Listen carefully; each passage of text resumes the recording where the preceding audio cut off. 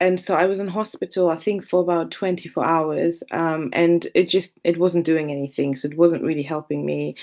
The doctors and the midwives, they asked me to come back the next day for a scan, just obviously to monitor me, even though I would not be admitted that day. But they obviously wanted to monitor me and make sure that, everything was fine. But this time when we went for the scan in between, the sonographer, she she looked, at me and my partner, and she kind of said to us, you know what, I am concerned that the baby has lost weight.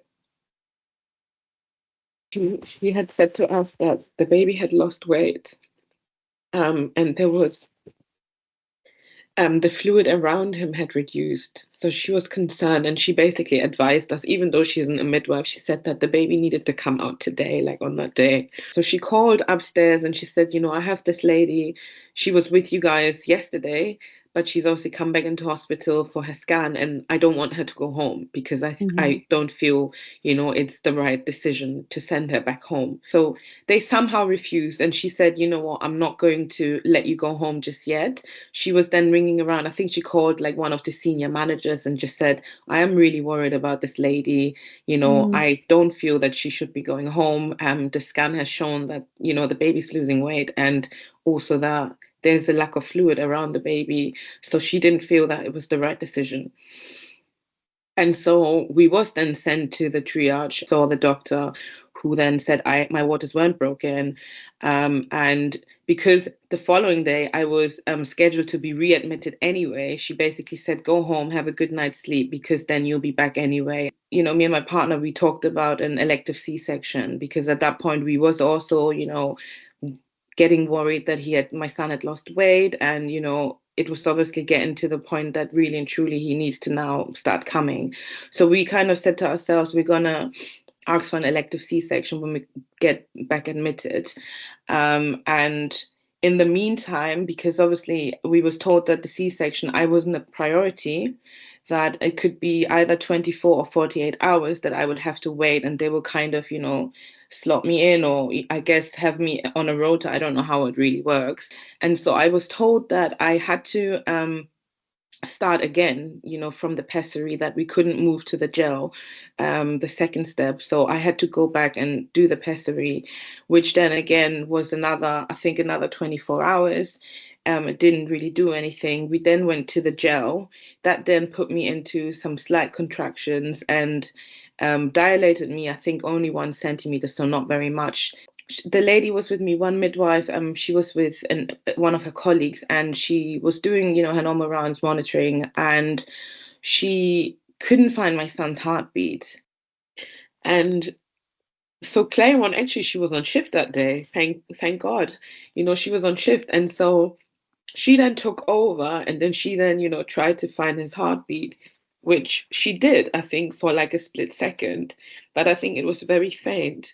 Then she pressed the buzzer again. There was a lot of people in the in the room. I don't know who they are, but a lot of people, and you have one person taking off your t-shirt, one person is putting something in your hand, one person was putting in a catheter.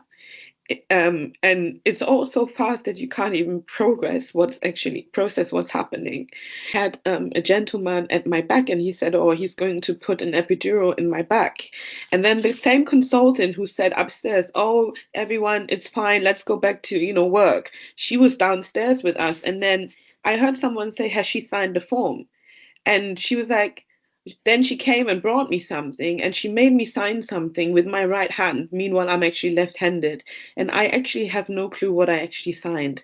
I didn't get a chance to read, I didn't get a chance to understand what it is, but I'm guessing, is she aware of the risks? And, let's make sure that yeah, we've signed something that she's aware of it. So if anything goes wrong, she signed it. So thinking back on that, that's terrible, because I have no clue. I've never seen the paper, even up until now. And so once he said to me, oh, he's going to put an epidural in my back, um, I was like, okay, what other option do I have? Because I'm here. And and they're asking me questions about, like is it the vitamin K and whatever, if my baby should have that. And I couldn't even make that decision because I was so said to me that they can't find my son's heartbeat again, so they have to put me to sleep. I don't know what happened in between there. All I know is that I woke up in the recovery room with an oxygen mask on, and then I had my son all of a sudden. Then this baby was born. And I understand that when a baby is at risk, or even the mom, that they have to act fast, and maybe there's not always time to have those detailed conversations, but I feel like there was enough time to talk to me. So during my recovery, when I came home, even um actually before discharge, I was my partner was told that they had to resuscitate my son. And so the first at least 2 months, I kept thinking that my son had died and they had to bring him back. But what I didn't know was that when I'm under general anesthetic, obviously he will also be impacted by that, and that would slow him down, his responses. And maybe that's why he needed a bit of assistance when he was first born.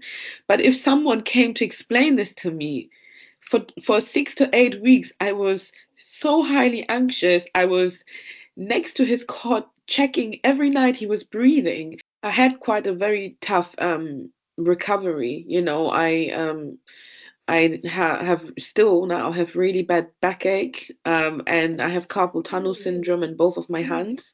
And you can see me that I'm wearing my wrist support. I've only a few months ago now started physiotherapy. Um, and also, I'm with the Ocean team for birth trauma therapy.